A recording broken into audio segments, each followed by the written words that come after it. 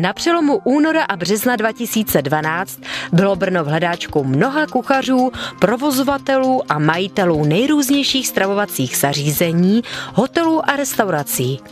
Jaký byl důvod? Po 2 letech brněnské výstaviště opět vpustilo do svých hal několik tisíc lidí, kteří navštívili mezinárodní veletrhy Inteco, Salima, MBK a Vinex. Retigo, jakožto světový výrobce parních konvektomatů a dlouholetý účastník veletrhu Inteco, zaujalo své místo v pavilonu P. Na 100 metrech čtverečních bylo opravdu co k vidění. Tvrzení, že parní konvektomaty, holdomaty, regenerátory a šokové schlazovače očekával asi každý, není daleko od pravdy. Ten, který ovšem překvapil většinu návštěvníků, vařil v prezentačním centru Retigo stánku a svým úsměvem a sympatickou češtinou s italským přízvukem vítal zákazníky a kolem jdoucí.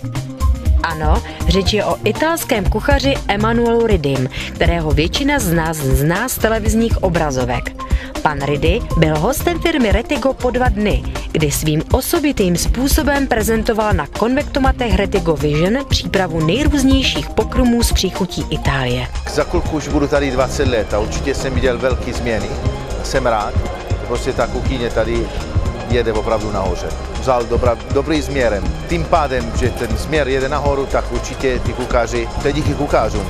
Ale bohužel se stává ještě do dneska, že jsou některé restaurace, kde prostě majiteli nejsou z branži a brzdí trošku ty mladí a dobrý kuchaři. Doufám, že budoucnu budou mí na mí. Emanuel je znám tím, že vždy vytváří pokrmy, které přesně zapadají do kategorie neotřelé, neobvyklé, zajímavé či pro českou kuchyni exotické. A to byl také důvod jeho přítomnosti na stánku Retigo. Když jsem natáčel jeden den Jižní Tyrol v Dolomítech, tak tam jsme vařili a normálně jsem koukal z otevřený oči, tam byla Retigo. Takže je to vidět, že prostě ta kvalita je a se vaří i v Itálii, Retigo. Než jsem se dostal tady, tak už 1,5 roku nazpátek jsem i vařil na tom jako v Itálii, takže už jsem slyšel o tom a klobouk dolů.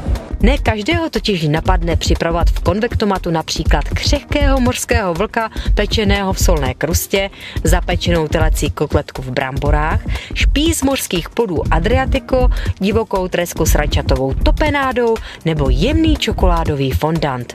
Vůně, která se linula okolo stánku, lahodila stovkám návštěvníků, kteří se zastavili, aby viděli a slyšeli přípravu pokrmů od začátku do konce.